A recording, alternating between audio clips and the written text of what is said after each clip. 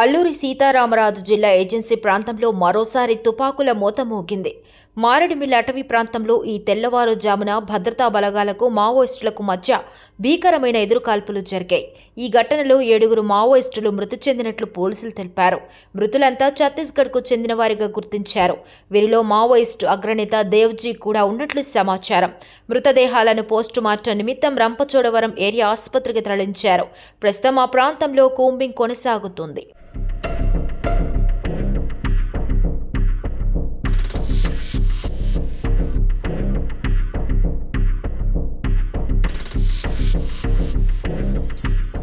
ఈ ఎన్కౌంటర్ను AP intelligence DG Mahesh చంద్ర లడ్డా విజయవాడలో ధృవీకరించారు. రాష్ట్రంలో మావోయిస్టుల కదలికలపై పటిష్ట నిఘా ఏర్పాటు చేశామని, వారిని ఏరివేసేందుకు ప్రత్యేక ఆపరేషన్లు నిర్వహిస్తున్నామని తెలిపారు. మిగిలిన మావోయిస్టులు లొంగిపోవాలని ఆయన సూచించారు. నిన్న అల్లూరి సీతారామరాజు జిల్లాలో జరిగిన ఎదురుకాల్పులో సెంట్రల్ కమిటీ సభ్యుడు హిడ్మా మద్వితో పాటు మరో 5గురిని మట్టుపెట్టినట్లు డీజీ వివరించారు. హిడ్మా ఎదురుకాల్పుల్లోనే మరణించారని, ఆయన్ను పట్టుకొని చంపారనే ఆరోపణలో వాస్తవం లేదని స్పష్టం చేశారు.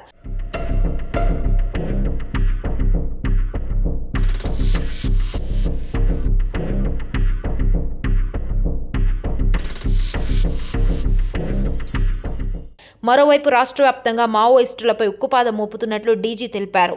ఎన్టీఆర్, కృష్ణా, ఏలూరు, కాకినాడ, కోనసీమ జిల్లాలో మొత్తం 50 మందిని అరెస్ట్ చేశామని వెల్లడించారు. వీరిలో 3 స్పెషల్ జోనల్ కమిటీ సభ్యులు, 23 మంది ప్లాటూన్ సభ్యులు ఉన్నారు. అరెస్టైన వారి నుంచి భారీ ఆయుధాలు, పేలుడు పదార్థాలు స్వాధీనం చేసుకున్నట్లు పేర్కొన్నారు. ఛత్తీస్గఢ్లో దాడులు పెరగడంతో మావోయిస్టులు ఏపీలోకి ప్రవేశిస్తున్నారని, ఈ క్రమంలోనే పట్టుబడుతున్నారని ఆయన తెలిపారు.